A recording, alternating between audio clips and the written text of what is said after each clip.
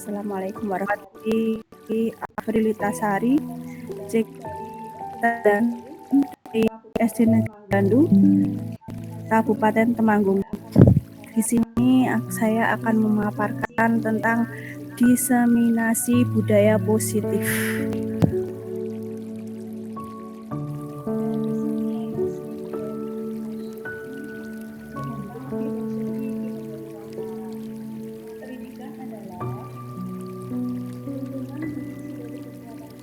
Pada diseminasi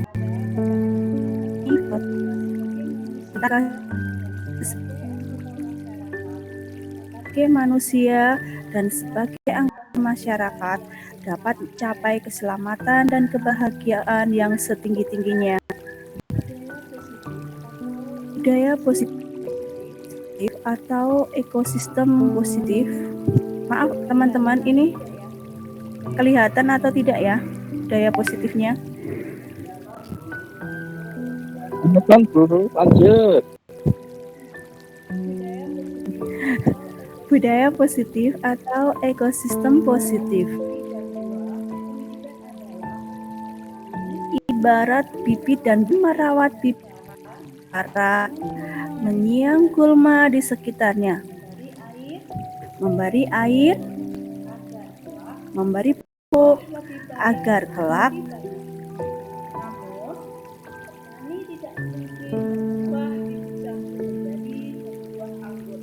berbuah lebih baik. Nah, ini Bapak Ibu semua, anak-anak ini bisa diibaratkan adalah sebuah bibit dan buah. Pendidik adalah petani yang akan merawat bibit-bibit tersebut agar menjadi yang lebih baik dengan cara kita pupuk, supaya hasil anak-anak yang kita didik ini akan menjadi anak-anak yang baik, anak-anak yang berguna bagi nusa dan bangsa. Namun, petani tidak mungkin mengubah bibit jambu menjadi berbuah anggur. Nah, ini kayak seperti filosofinya anak-anak kita di sekolah Bapak Ibu, yang mohon maaf, setiap anak itu punya bibit diri sendiri dengan karakter anak yang berbeda-beda, sehingga kita sebagai pendidik harus lebih santun, lebih supaya mampu mengubah bibit tadi menjadi, meskipun bibit yang kita ubah itu sebetulnya bukan bibit yang bagaimana hasil yang kita pupuk dengan baik ini akan menghasilkan generasi-generasi yang baik untuk kedepannya. Itulah kodrat alam atau dasar yang harus diperhatikan dalam mendidik, dan itu di luar kecakapan dan kaum pendidik. Sedang pengajaran pendidikan dengan cara ilmu atau pengetahuan bermanfaat bagi kehidupan lahir dan batin. Ini menurut Ki Hajar Dewantara. Nah, kami yang kita didik ini dapat memberi manfaat bagi kita semua, bagi nusa dan bangsa dalam kehidupan lahir dan batin mereka, sehingga menjadi bangsa yang baik, yang dari anak-anak yang punya generasi yang hebat-hebat. Disiplin positif, lingkungan positif, budaya positif. Peran guru adalah menjadi pembelajaran serta menumbuh kembang mengembangkan budaya positif untuk membentuk lingkungan sekolah yang nyaman, aman, dan ramah, yang berpihak pada murid sehingga dapat mewujudkan visi profil belajar Pancasila yang memiliki disiplin diri yang merdeka dalam mendisiplinkan dirinya sendiri. Self-discipline sesuai dengan pemikiran Ki Hajar Dewantara yang mengatakan bahwa murid yang merdeka adalah murid yang mampu memerintah dan mendisiplinkan dirinya sendiri.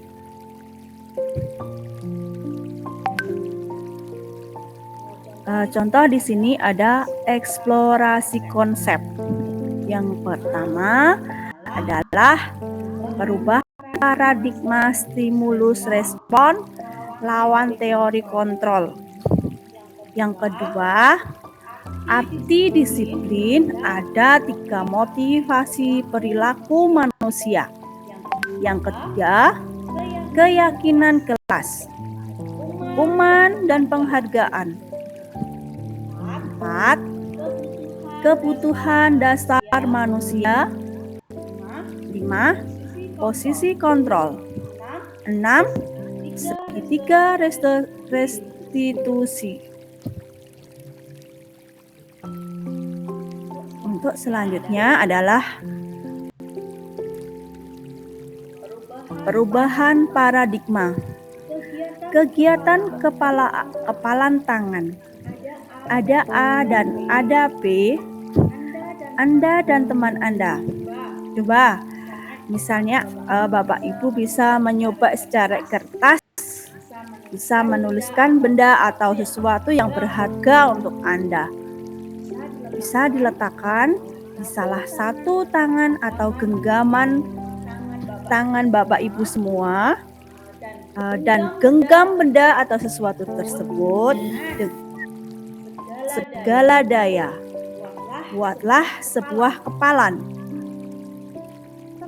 Teman A dan teman B mencoba, misalnya teman A mencoba sekuat tenaga membuka tangan B untuk memberikan benda tersebut. Coba Bapak Ibu, apa yang terjadi nanti di situ?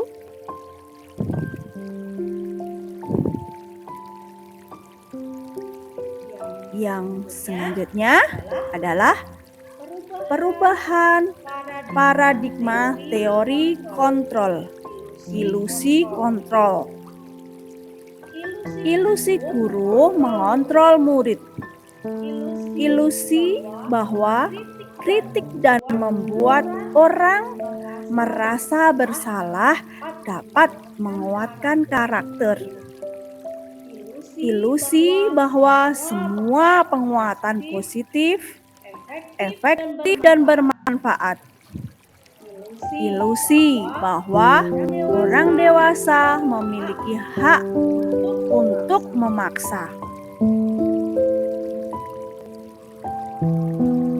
Sekarang ada lagi ilusi guru mengontrol murid. Pada dasarnya, kita tidak dapat memaksa murid untuk berbuat sesuatu jikalau murid tersebut memilih untuk tidak melakukannya. Walaupun tampaknya kita sedang mengontrol perilaku murid tersebut. Hal ini karena murid tersebut sedang mengizinkan dirinya dikontrol. Saat itu, bentuk kontrol guru menjadi kebutuhan dasar yang dipilih tersebut. Teori kontrol menyatakan bahwa semua perilaku memiliki tujuan, bahkan terhadap perilaku yang tidak sesuai. Ilusi bahwa kritik dan membuat orang merasa bersalah dapat menguatkan karakter. Menggunakan kritik dan rasa bersalah untuk mengontrol murid menuju pada identitas gagal. Mereka belajar untuk merasa buruk tentang dirinya mereka. Mereka mengembangkan dialog diri yang negatif. Kadang kata sulit bagi guru untuk mengidentifikasi bahwa mereka melakukan perilaku ini karena seringkali guru cukup menggunakan suara halus untuk menyampaikan pesan. Yang ketiga, ilusi bahwa semua penguatan positif, efektif, dan bermanfaat. Penguatan positif atau rujukan adalah bentuk-bentuk kontrol. Segala usaha untuk mempengaruhi murid agar mengulangi suatu perilaku tertentu adalah suatu usaha untuk mengontrol murid tersebut. Dalam jangka waktu tertentu, kemungkinan murid tersebut akan menyadarinya dan mencoba untuk menolak pujukan kita. Atau bisa jadi murid tersebut menjadi tergantung pada pendapat kita.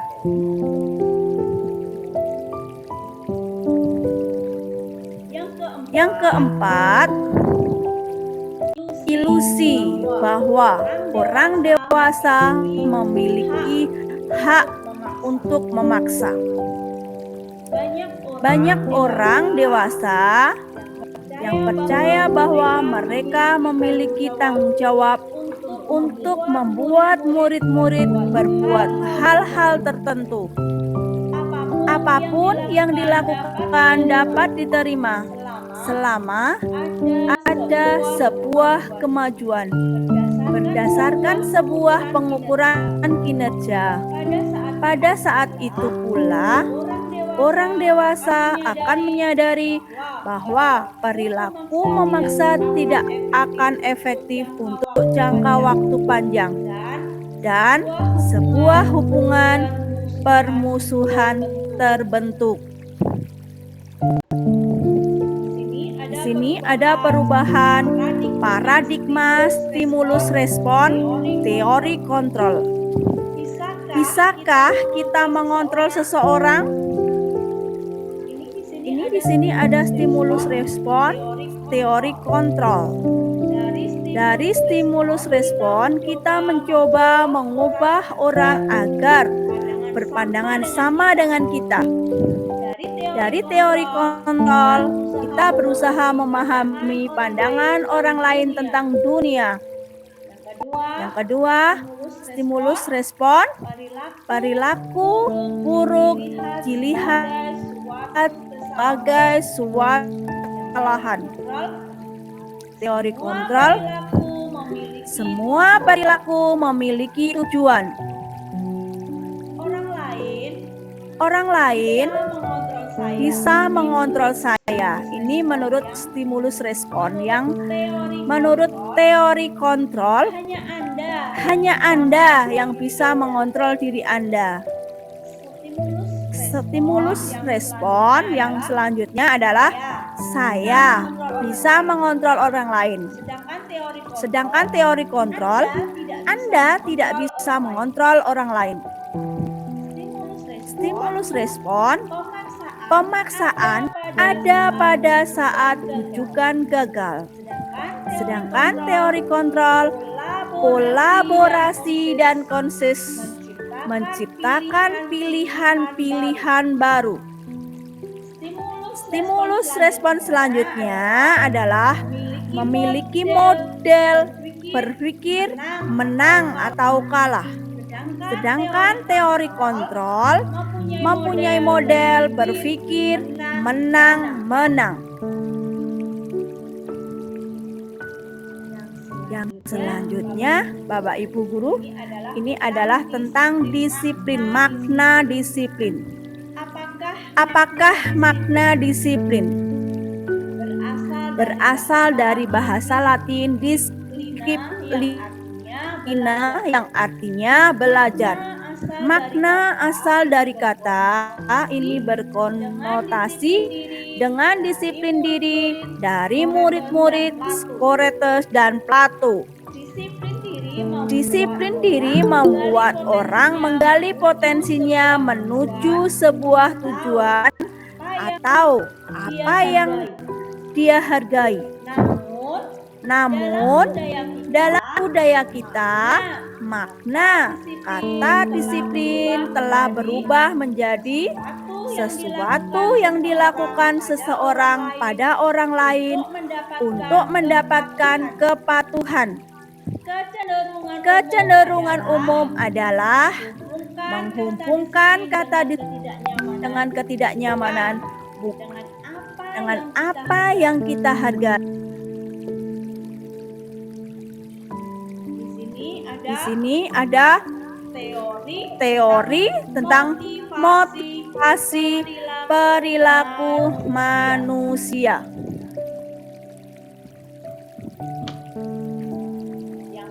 Yang pertama,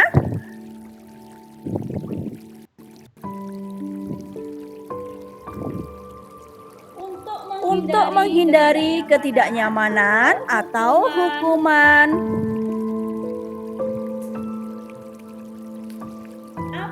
Apa yang akan terjadi apabila saya tidak melakukannya? Ini misalnya motivasi dari eksternal. Yang kedua, untuk mendapatkan imbalan. Orang ini misalnya ingin mendapatkan imbalan dari orang lain atau institusi, dia akan mempunyai motivasi. Apa yang akan saya dapatkan apabila melakukannya? Nah, ini orang seperti ini termotivasi oleh motivasi eksternal juga dari luar. Yang ketiga adalah untuk menghargai diri sendiri, menjadi insan sesuai harapan kita. Saya akan menjadi orang seperti apa bila saya melakukannya. Nah, ini lebih bagus ya Bapak Ibu semua, karena motivasi ini dari internal diri kita sendiri untuk mempunyai tujuan disiplin yang sangat positif, karena termotivasi, karena menjadi hebat, menjadi kuat karena diri kita sendiri untuk melakukannya, sesuatu yang akan kita lakukan.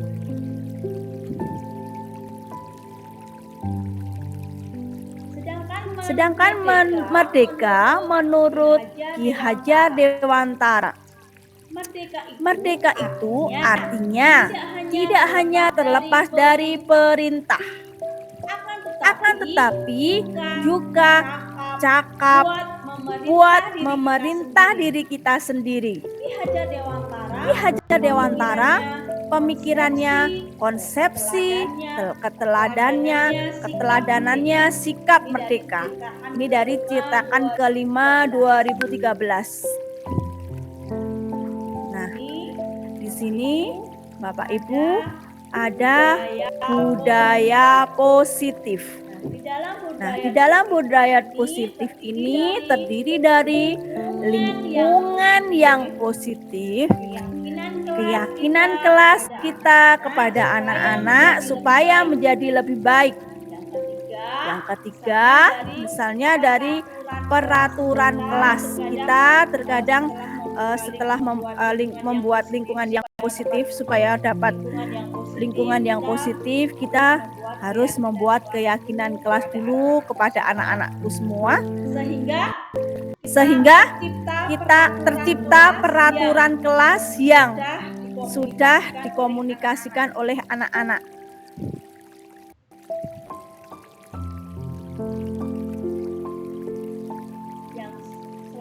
Yang selanjutnya, keyakinan kelas, hukuman dan penghargaan. Mengapa tidak peraturan saja. Mengapa? Harus keyakinan kelas. Nah, kita harus membuat keyakinan. Jadi kita membuat kesepakatan dengan anak-anak supaya anak-anak juga akan nyaman melakukannya. Mengapa? Kita memiliki peraturan harus menggunakan helm bila mengendarai kendaraan roda 2. Nah, Bapak Ibu semua, yang namanya helm ini tidak hanya aturan saja dari pemerintah, karena kita menganut peraturan pemerintah sehingga kita memakai helm. Helm ini sebetulnya bagi diri kita sendiri itu lebih dalam keamanan, bisa membuat aman, kita aman.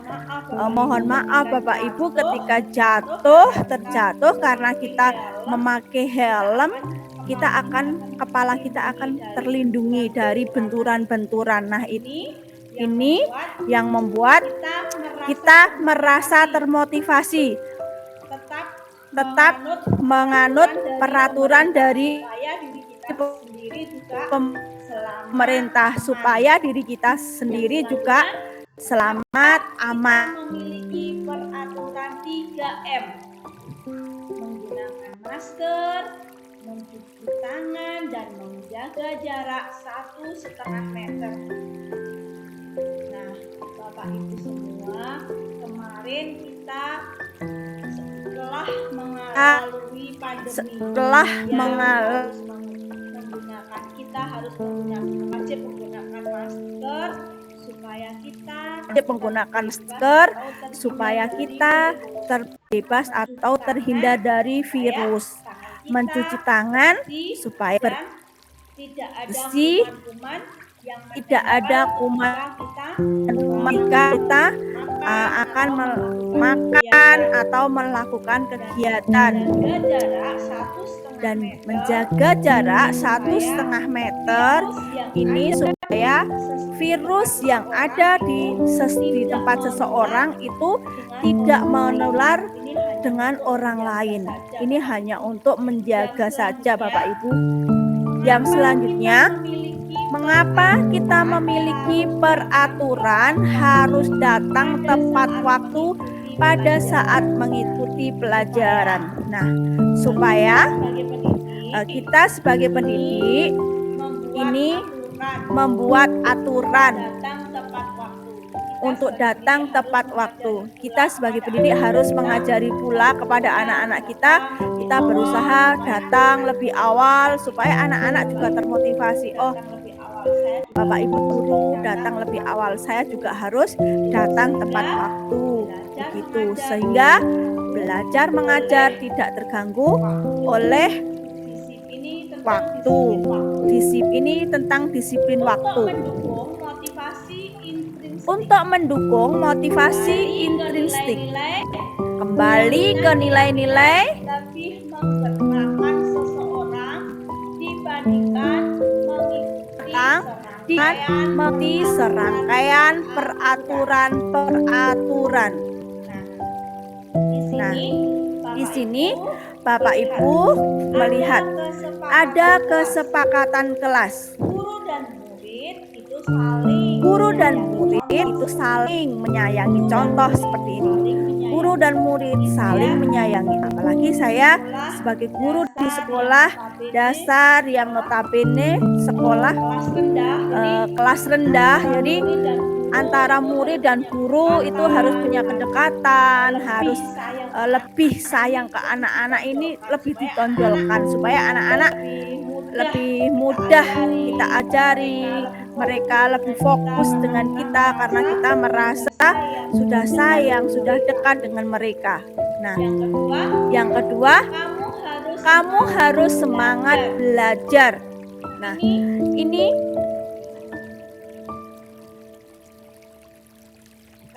kamu harus semangat belajar. Nah, ini untuk motivasi kita Bapak Ibu, bagaimana kita semangat belajar. Kamu yang peduli dengan teman. Nah, anak-anak zaman sekarang itu rata-rata mohon maaf sering membuli dengan teman-temannya. Mereka tidak begitu peduli. Beda dengan teman saya. Kami itu dengan teman itu peduli, begitu sayang dengan teman-temannya sehingga bermain dengan tidak punya rasa ketakutan. Anak-anak yang lain ini nakal, tapi kalau sekarang ini anak-anak cenderung saling membuli. Contoh di saya sendiri terkadang hanya melihat saja itu sudah ajang berantem begitu. Nah, itu contoh kecil saja. Jadi kita sebagai guru harus peduli terhadap murid-murid yang saling membuli ini, bagaimana kita mengarahkan kepada murid-murid untuk saling peduli dengan temannya. Begitu Bapak Ibu. Yang selanjutnya adalah datang tepat waktu. Kita harus berusaha bagaimana caranya memberikan contoh kepada anak didik kita supaya agar anak-anak didik kita juga disiplin datang tepat waktu. Yang selanjutnya adalah berdoa sebelum dan sesudah kegiatan.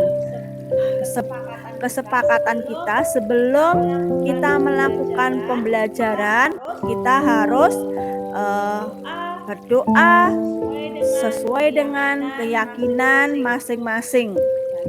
Dan setelah melakukan pembelajaran atau sesudah melakukan kegiatan, anak-anak juga melaksanakan berdoa.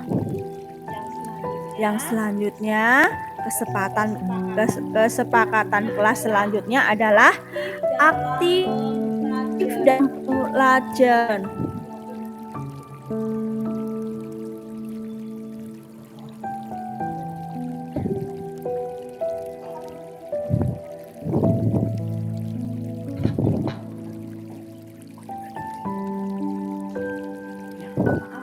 Maaf Bapak Ibu.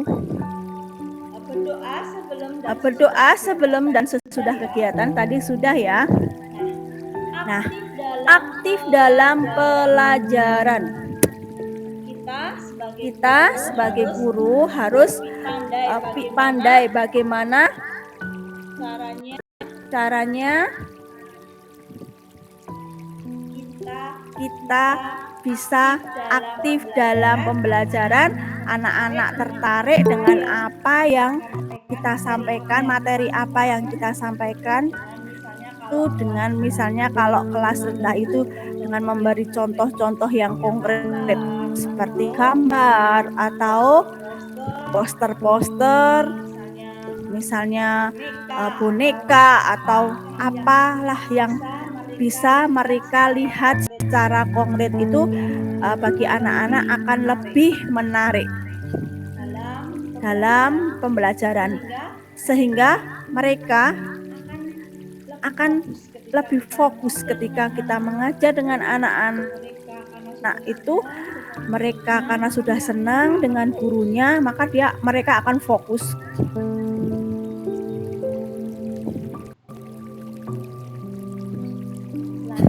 Selanjutnya adalah peraturan. Ini ada dua ya, peraturan dan keyakinan kelas.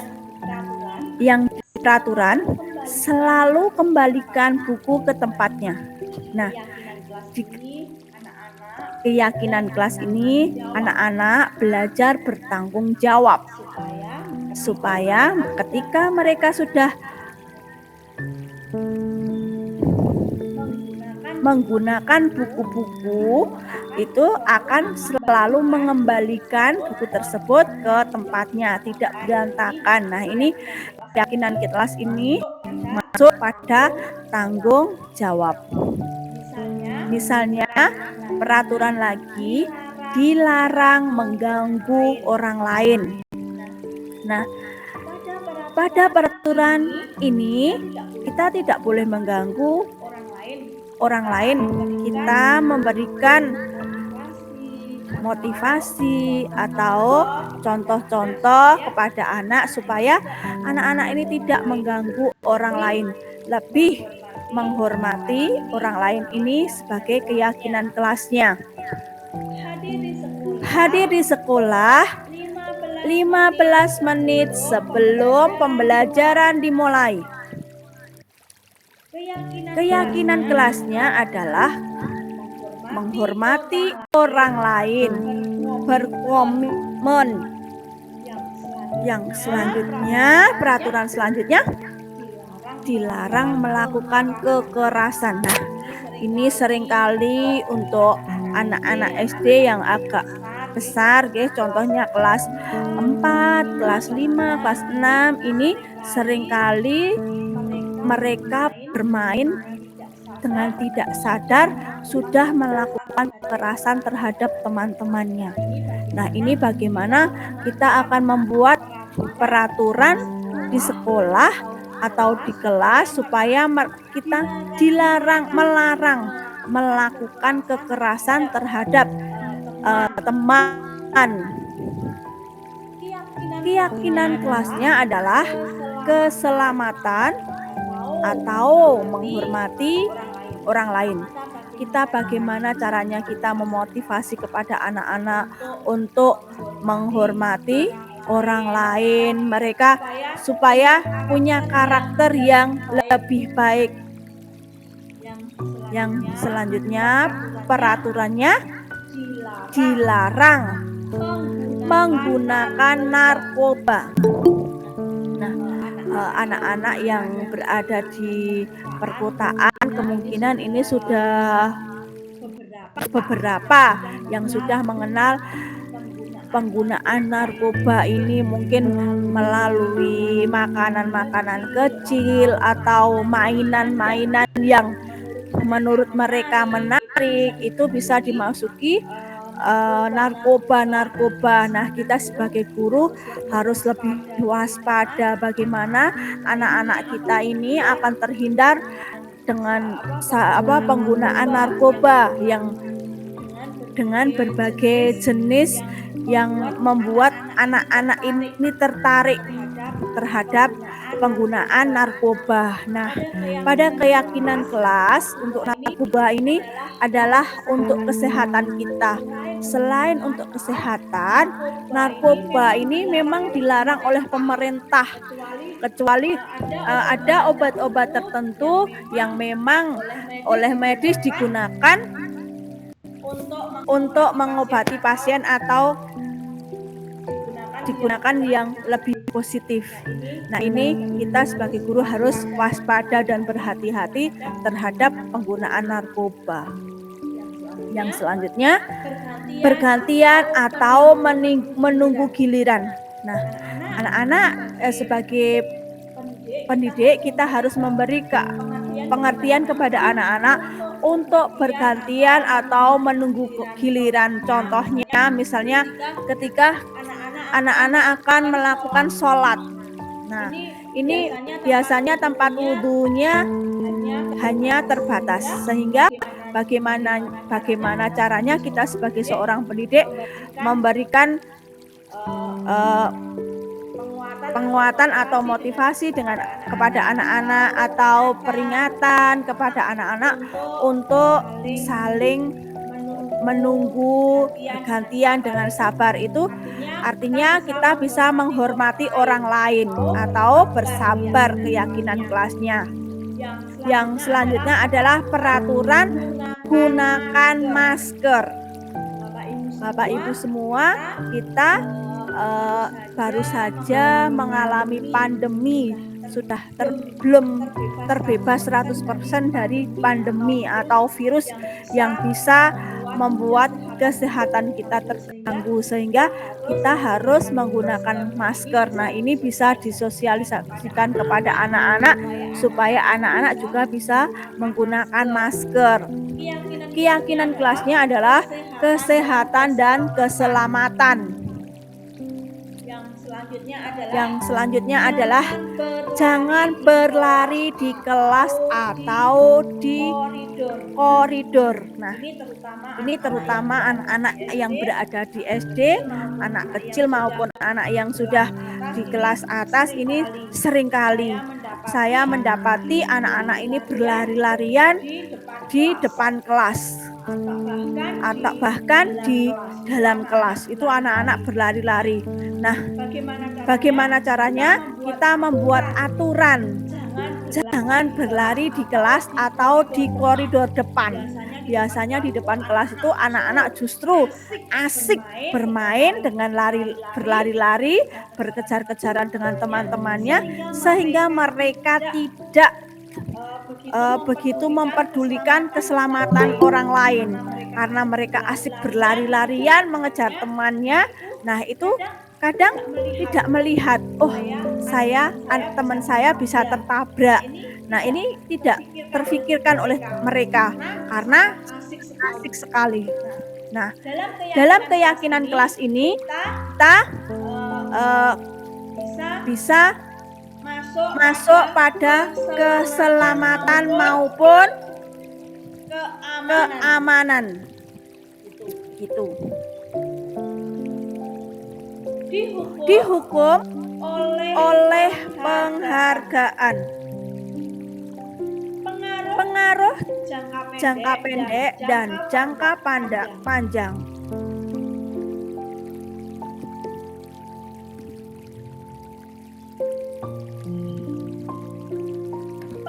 Pengaruh jangka pendek dan jangka panjang ini ada hukuman. Kadang mohon maaf, kita sebagai pendidik karena anak-anak ini nakal, misalnya kita mencubit atau memberi sedikit kekerasan terhadap anak. Sebetulnya niat kita tidak memberi dia kesakitan atau bagaimana, tidak punya maksud yang seperti itu. Tetapi mungkin karena anak ini merasa kesakitan atau bagaimana. Nah, hukuman ini suatu hari nanti ketika anak ini besar atau anak ini sudah dewasa, dia akan mengingat kita, oh dulu Bu ini, Pak ini pernah mencubit saya. Oh dulu Pak ini sudah pernah melempar saya dengan penghapus waktu saya tidak mendengarkan kata-kata Bapak ini. Misalnya seperti itu. Itu adalah namanya hukuman berjangka panjang. Kadang anak juga ketika dapat hukuman jangka pendek, ketika kita tegur, mereka besok sudah lupa. Itu namanya juga pengaruh hukuman jangka pendek. Penghargaan menghukum. Penghargaan, misalnya anak-anak kita mendapatkan prestasi-prestasi melalui lomba maupun yang lainnya, itu kita memberi penghargaan. Bisa memberi penghargaan berupa sebuah misalnya hadiah-hadiah kecil lah. Itu sudah membuat anak-anak ini merasa dihargai. Misalnya anak-anak mendapat nilai 100, sedangkan kita memberi penghargaan bintang bagi anak kecil, itu sudah merasa sangat dihargai. Oh, saya mendapatkan ini, saya mendapat penghargaan ini dari buku ini. Nah, itu adalah penghargaan. Sedangkan menghukum, misalnya ada anak yang bersalah, ketika melakukan kesalahan kita menghukum dengan cara misalnya menulis atau memberi hukuman, misalnya membersihkan kelas. Nah, itu mereka akan merasa, oh iya ya, saya merasa bersalah melakukan kesalahan ini sehingga Bapak Ibu ini menghukum saya seperti ini. Nah, ini anak-anak akan merasa dihukum, padahal sebetulnya enggak. Kita hanya ingin menguatkan mereka supaya mereka tidak melakukan kesalahan yang sama. Nah, misalnya lagi dengan penghargaan mengurangi ketepatan. Nah, misalnya saya misalnya sebagai pendidik yang guru di kelas rendah, misalnya ketika melihat anak didik kita itu mendapatkan nilai 100, tiba-tiba saya memberikan uang 100.000. Nah, ini adalah contoh penghargaan yang mohon maaf kurang tepat, karena anak kecil nyun sewu yang misalnya kelas 1 ini kelas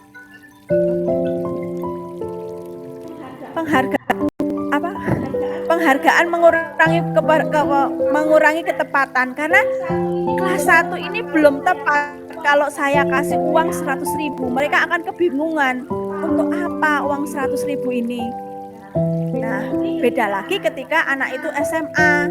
Kita misalnya menghargai anak tersebut dengan misalnya nilai 100, terus kita memberikan, oh ya, Mbak ini memiliki nilai 100, ini saya kasih uang 100.000 misalnya. Seperti itu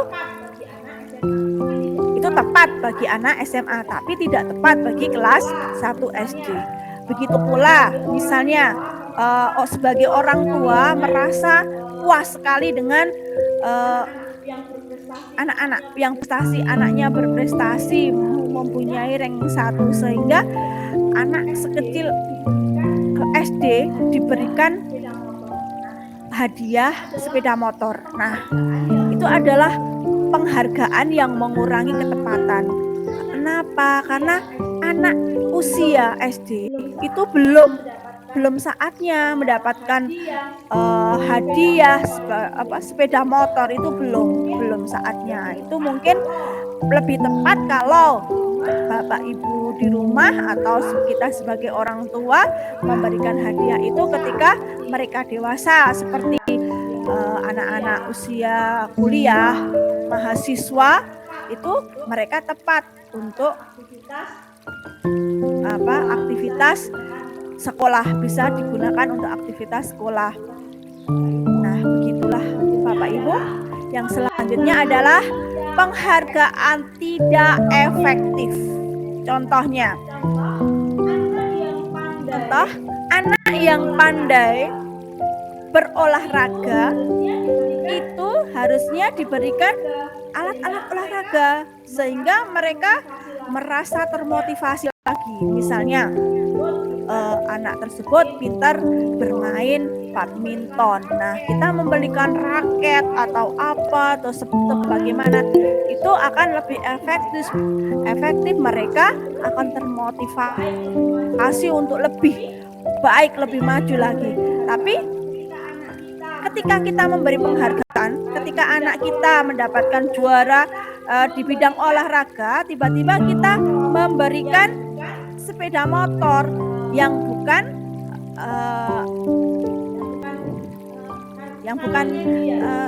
ranahnya dia sebagai olahragawan. Nah, itu saya kira kurang efektif juga, karena dia tidak akan termotivasi. Nah, ini akan termotivasi bagi anak-anak yang suka bermain motor. Nah, mungkin itu akan lebih efektif penghargaannya. Nah, ada lagi contoh penghargaan yang merusak hubungan. Nah, penghargaan yang merusak hubungan ini contohnya, misalnya anak ini tidak layak untuk diberi penghargaan, meskinya yang lebih layak itu si A. Antara A dan B ini akan merusak hubungannya. Karena apa? A mungkin lebih pandai, sedangkan B harusnya di ranking 2, yang A ranking 1. Ini kenapa yang merusak hubungan, bisa mampu merusak hubungan. Nah, yang selanjutnya adalah pengaruh jangka pendek dan jangka panjang. Penghargaan berlaku untuk dalam jangka waktu. Kita menggunakan penghargaan lagi dan lagi, maka orang tersebut akan bergantung pada penghargaan yang diberikan serta kehilangan motivasi dari dalam. Jika kita mendapatkan penghargaan untuk melakukan sesuatu yang baik, Maka selain kita senantiasa berharap mendapatkan penghargaan tersebut, kita pun menjadi tidak menyadari bahwa tindakan yang baik yang kita lakukan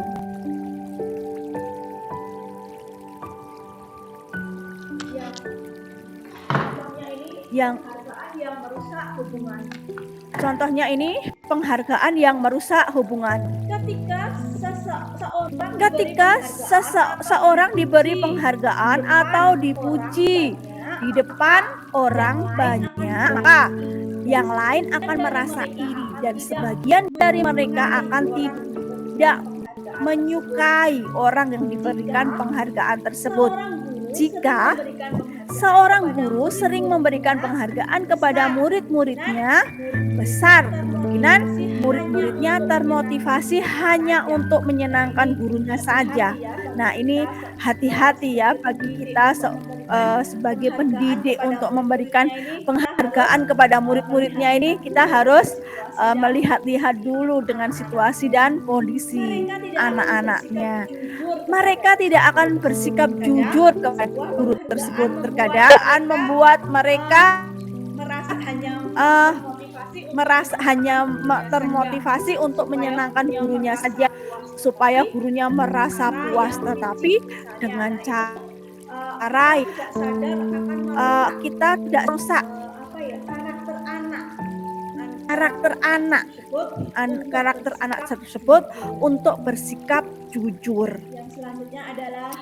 Yang selanjutnya adalah penghargaan menciptakan persaingan di dalam kelas dan persaingan menciptakan kecemasan. Mereka yang percaya bahwa mereka tidak memiliki kesempatan untuk mendapatkan penghargaan akan berhenti mencoba. Nah, di sini ada tindakan guru dan hukuman atau sanksi atau konsekuensi. Yang pertama adalah mencatat 100 kali dalam buku kalimat saya. Tidak akan terlambat lagi karena terlambat ke sekolah. Nah, ini ada ya tindakan guru yang meminta siswanya untuk mencatat 100 kali di dalam buku dengan kalimat saya tidak akan terlambat lagi karena terlambat ke sekolah. Nah, ini kira-kira apa Pak Ibu guru, hukuman yang seperti ini senang atau setuju apa tidak? Begitu ya. Lari mengelilingi lapangan basket 2 kali karena terlambat hadir di sekolah. Nah, terkadang kita sebagai pendidik kadang pernah melakukan seperti ini kepada anak-anak kita. Disuruh mengelilingi lapangan 2 kali karena terlambat hadir di sekolah. Nah, yang selanjutnya adalah murid diminta untuk push up 15 kali karena tidak menggunakan masker ke sekolah. Nah, ini Bapak Ibu bisa sanksi seperti ini, setuju atau tidak ya? Nah, contohnya menggantikan kertas tugas teman yang telah dicoret-coret. Apabila ada anak didik kita yang sudah mengganggu temannya dengan mencoret-coret, nah kita bisa meminta kepada anak tersebut untuk menggantikan kertas tugas temannya yang telah dicoret-coret. Begitu Bapak Ibu. Yang selanjutnya adalah membersihkan tumpahan air di meja karena tersenggol pada saat belajar. Nah, ini kita sebagai pendidik harusnya kita memberikan arahan supaya anak tersebut bisa membersihkan tumpahan air di meja tulis karena mungkin tidak sengaja tersenggol pada saat belajar.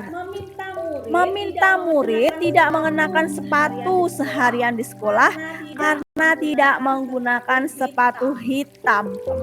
Kemungkinan di sekolah itu sudah ada aturan atau peraturan anak-anak harus menggunakan sepatu hitam, sehingga Bapak guru ini, bapak atau ibu guru meminta muridnya tidak mengenakan sepatu di dalam kelas ketika pembelajaran di sekolah karena tidak sesuai dengan aturan sekolah. Lari mengelilingi lapangan basket 2 kali karena terlambat 10 menit untuk pelajaran PJOK. Nah, terkadang anak-anak kita bandel. Nah, Bapak Ibu guru ada juga yang sering meminta anak-anak lari untuk mengelilingi lapangan basket supaya besok lagi lebih tertib, lebih disiplin. Begitu Bapak Ibu.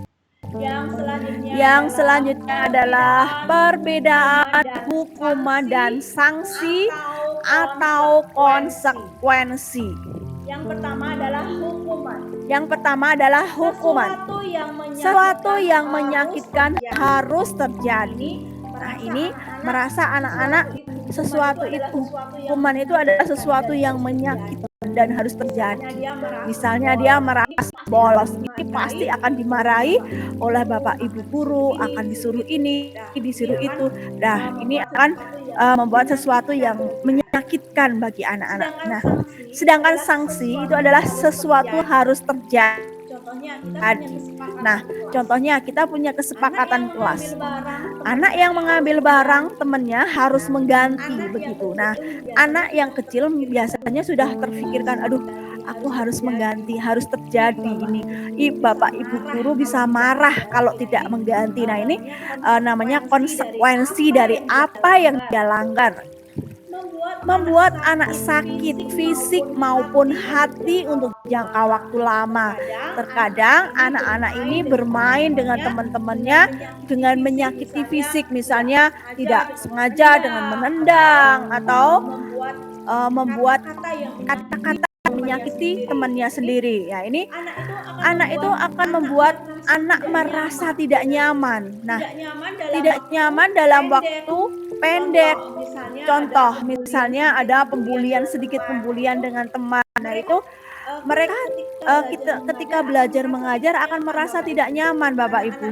Anak-anak kita merasa takut kalau nanti dinakali oleh temannya dan sebagainya.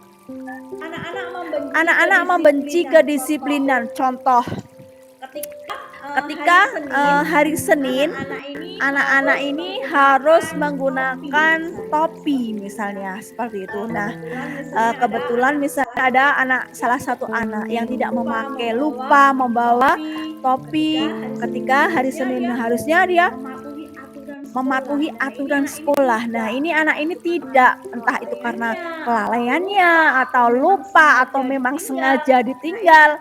Nah, ini karena anak ini benci dengan kedisiplinan. Besok kalau tidak upacara, tidak memakai topi, barisan saya harus dipisahkan dengan barisan teman kelas saya, misalnya seperti itu. Itu sudah membuat anak ini benci dengan suatu kedisiplinan. Anak-anak sanksi dan konsekuensinya ini bagaimana caranya Bapak Ibu guru ini memberi motivasi kepada anak-anak yang seperti itu untuk menghargai disiplin aturan yang sudah dibuat oleh sekolah begitu. Nah, misalnya hukuman paksaan misalnya mencuri. Kamu harus mengganti apa yang sudah kamu ambil, dipaksa. Ini anak-anak bagaimana caranya kita memberikan motivasi terhadap anak-anak supaya anak-anak tidak melakukan kesalahan-kesalahan yang fatal. Yang hukuman adalah mendorong. Ini ada contoh mendorong anak menyakiti diri sendiri. Contoh, Bapak Ibu guru, terkadang kita sebagai pendidik tidak sadar kalau apa yang kita lakukan itu adalah membebani anak. Contohnya misalnya PR. Anak ini tidak membawa PR. Nah, ketika dia berangkat ke sekolah besok paginya, kita marah-marah di depan teman-temannya atau bagaimana. Nah, dia akan merasa sudah takut dengan gurunya, merasa malu dengan teman-temannya, sehingga dia berusaha bagaimana menyakiti diri sendiri, entah itu dengan mencoba menyakiti bagaimana, sehingga bagaimana cara kita itu tidak membuat anak ini menyakiti diri sendiri. Bagaimana kita membuat hukuman atau sanksi yang membuat anak jera, tapi juga tidak membuat anak merasa bisa menyakiti dirinya sendiri. Kita bisa mendorong sanksinya dengan konsekuensi, mendorong anak agar mudah menyesuaikan diri dengan aturan yang sudah dibuat oleh sekolah. Begitu Bapak Ibu. Yang konsep diri yang buruk, konsep diri yang baik.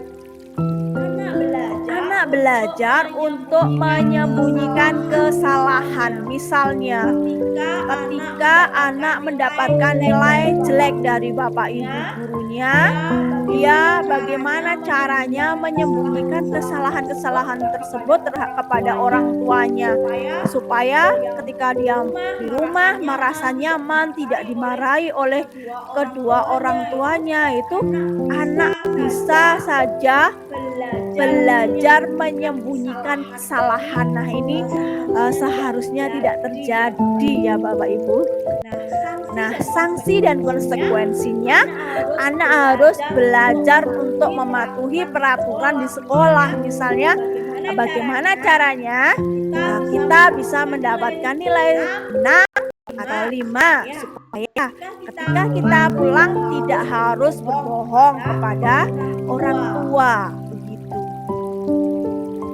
Marah, rasa bersalah, dipermalukan, merasa tak dihargai. Nah, ini kita sebagai seorang pendidik, kita harus berhati-hati Bapak Ibu, karena zaman sekarang ini anak-anak ini sering merasa entah itu perkataan kita atau sikap kita bisa membuat anak ini menjadi marah, atau kadang merasa bersalah.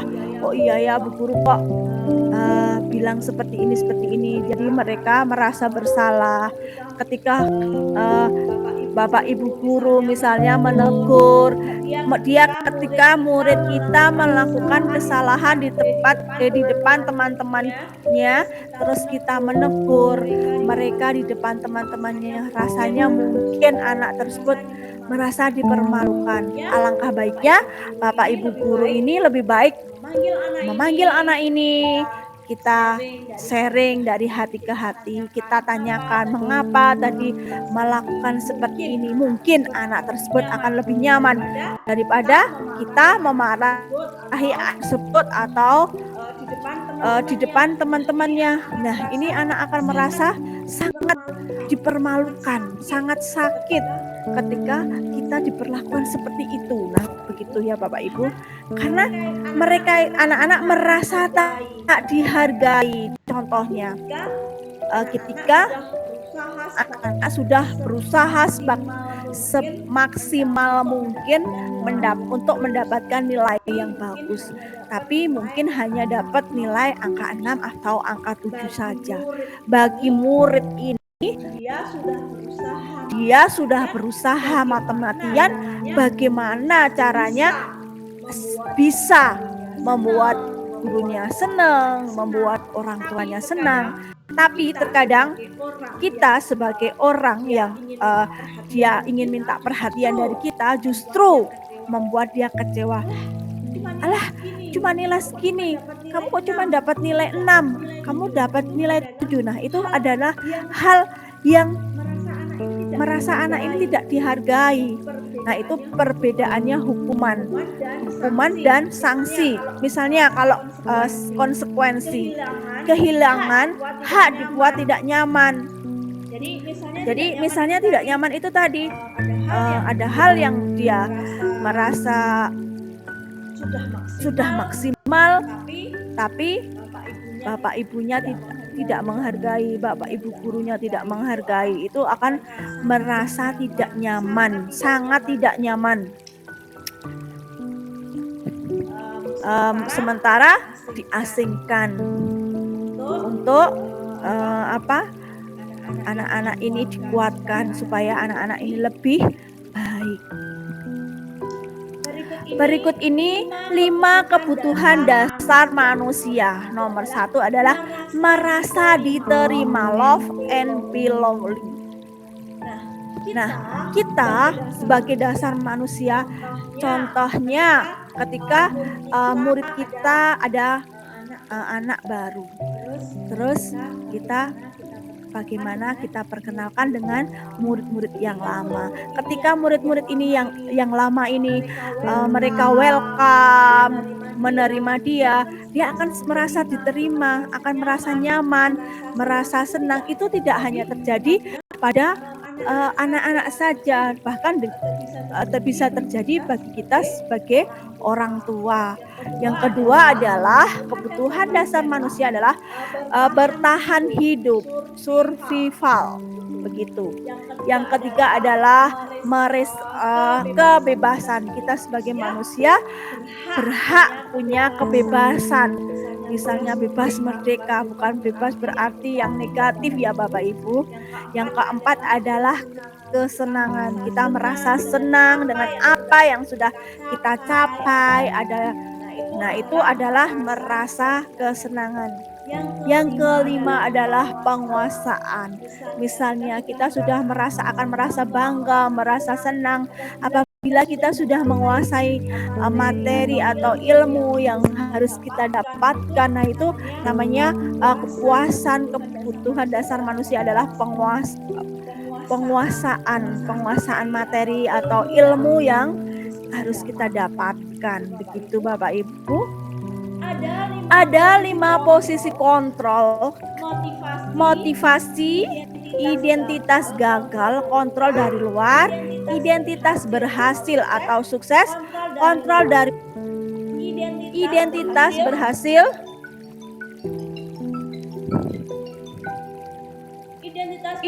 berhasil, atau sukses atau kontrol diri, menghindari hukuman, mengharapkan imbalan atau ketergantungan pada orang lain, menghargai diri sendiri, penghukum, membuat orang merasa bersalah, teman, pemantau, manajer, guru, berbuat, menghardik, menunjuk-nunjuk, menyakiti, menyindir.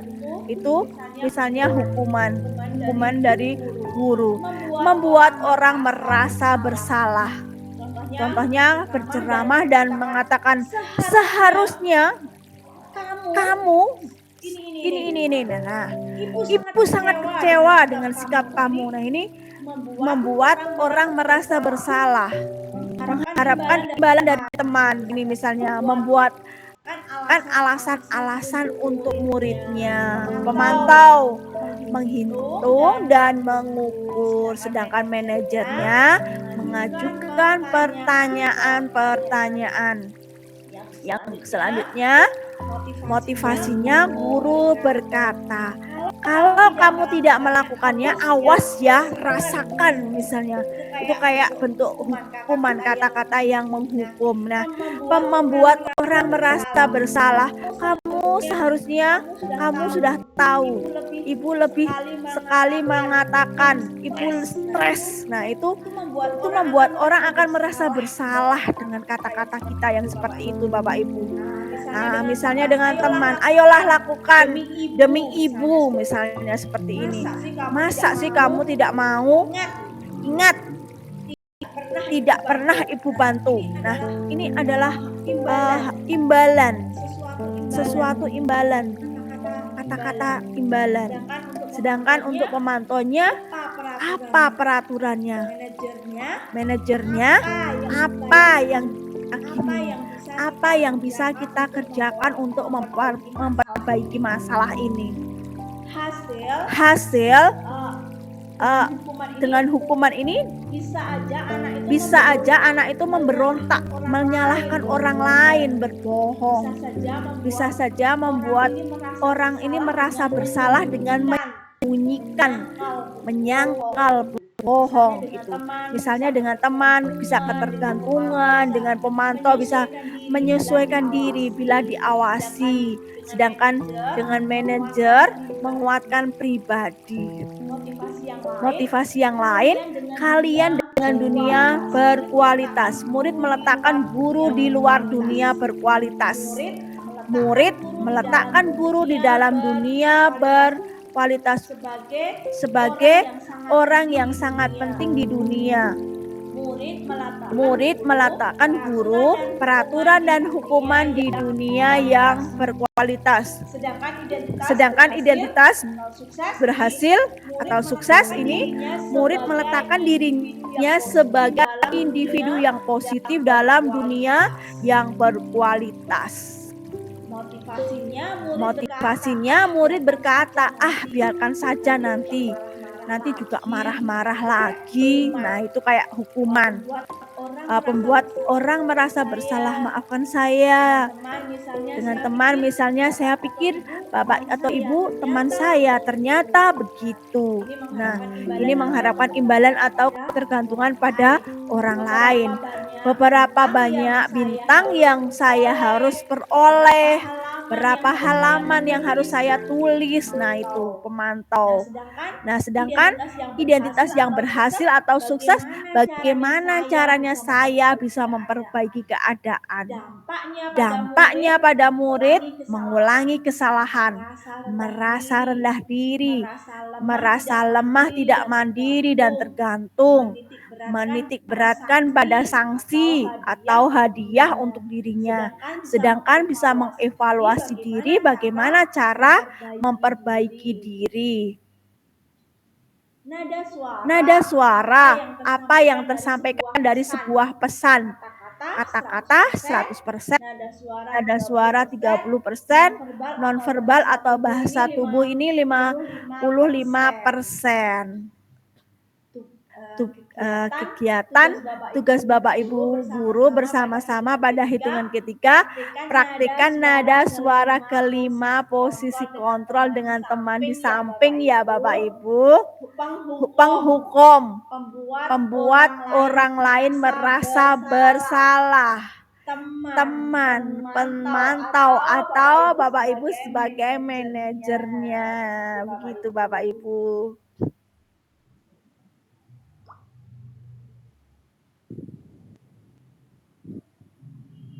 Sekarang misalnya contohnya,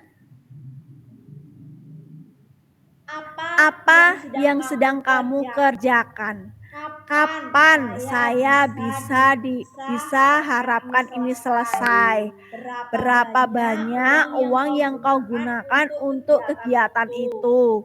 Kalau kamu tidak, saya akan seperti dihukum gitu ya Bapak Ibu, diberi hukuman untuk membuat tidak nyaman.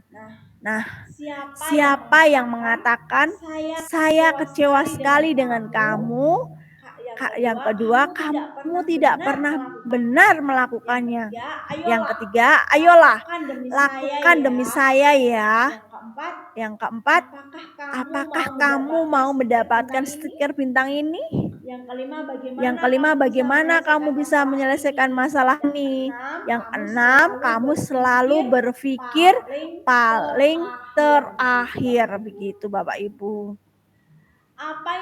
Apa itu restitusi?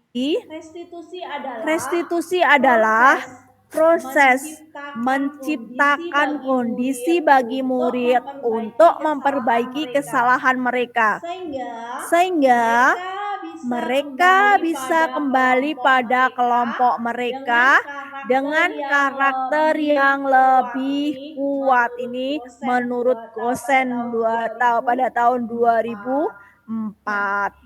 Nah, ini anak-anak Bapak Ibu coba bisa lihat, ini adalah segitiga restitusi. Nah, Dalam segitiga restitusi ini ada tentunya punya alasan mengapa melakukan itu.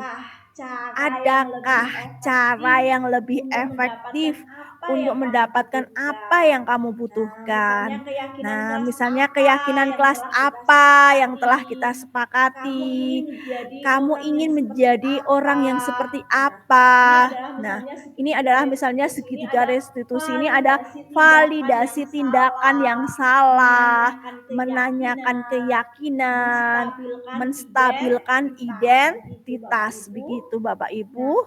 Nah, ini ada 9 ciri-ciri restitusi. Yang pertama, bukan untuk menebus kesalahan, namun untuk belajar dari kesalahan. Yang kedua, memperbaiki hubungan. Yang ketiga, tawaran bukan paksaan. Yang keempat, restitusi menuntun untuk melihat ke dalam diri. Yang kelima, restitusi mencari kebutuhan dasar yang mendasari tindakan. Yang keenam, restitusi diri adalah cara yang paling baik. Yang ketujuh adalah restitusi fokus pada karakter, bukan tindakan. Yang kedelapan adalah restitusi fokus pada solusi.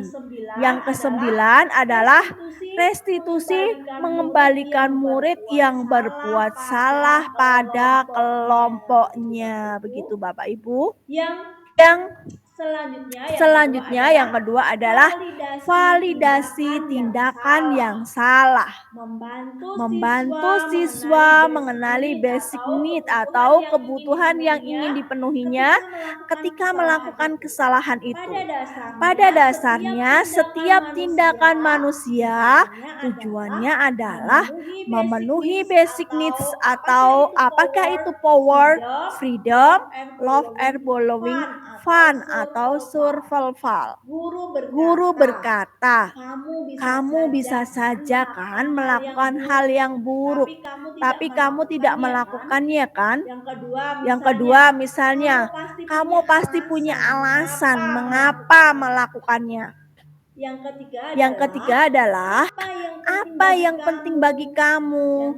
Yang selanjutnya, kamu boleh tetap berusaha melakukan sikap itu, tapi tambahkan sikap yang lain yang baru. Selanjutnya, maukah kamu belajar cara lain untuk mendapatkan yang kamu butuhkan tanpa harus memukul? Yang selanjutnya adalah, apakah kamu bisa melakukan lebih baik besok lagi? Yang ketiga adalah menanyakan keyakinan. Anak melihat kesalahannya dihubungkan dengan norma sosial dan nilai-nilai yang mendasari manusia berinteraksi dengan orang lain. Guru berkata, apa nilai yang kita percaya di kelas sekolah kita? Nilai-nilai universal apa yang telah kita sepakati? Kelas yang ideal itu seperti apa sih? Kamu ingin jadi anak seperti apa? Apa yang kamu rasakan ketika kamu melakukan itu? Kamu ingin menjadi orang yang seperti apa? Demikian Bapak Ibu paparan dari saya. Terima kasih. Monggo Bapak Ibu yang ingin menanggapi, silahkan Bapak Ibu. Boleh.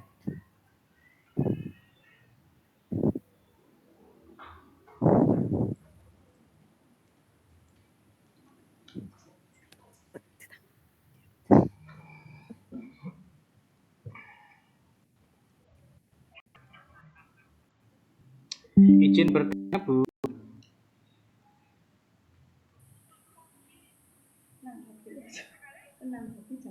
Oh ya, maksudnya menanggapi dari apa yang sudah Bu Ika tadi sampaikan, luar biasa ilmunya.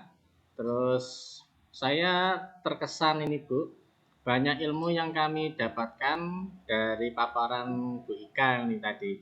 Banyak hal yang perlu mungkin ada perubahan untuk kami dalam mengajar, tentu saja bagaimana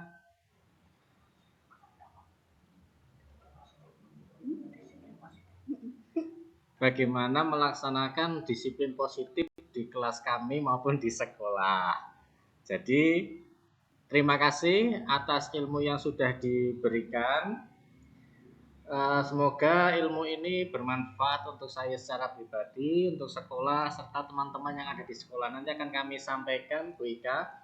Jadi, kalau bisa saya dikirimi filenya Bu Ika itu materi, nanti bisa buat belajar teman-teman di sekolah saya, Bu Ika. Mohon maaf, kami cukup. Wassalamualaikum warahmatullahi wabarakatuh. Baik Bapak Gali Nurhuda, terima kasih. Ada Bapak Ibu guru yang lain yang mau menanggapi, silahkan monggo. Bu Fat atau Bu Indah, monggo Bu Indah.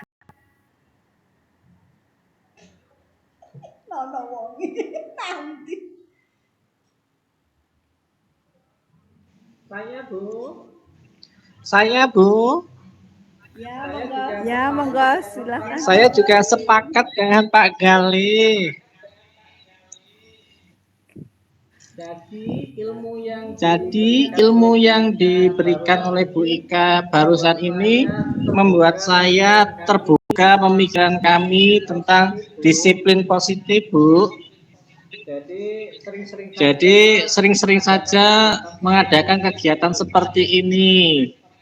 Dan betul kata Pak Gali tadi, kalau boleh di-share filenya, Bu. Terima kasih.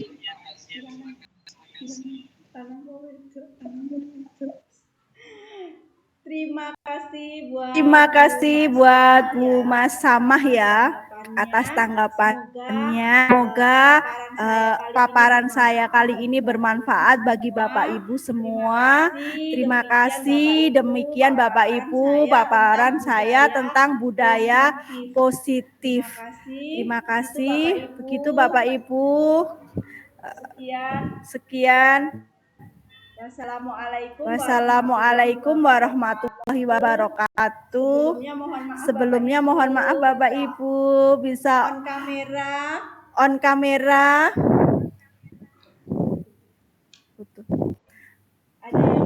Ada yang bisa Bapak Ibu on kamera untuk saya buat foto-foto.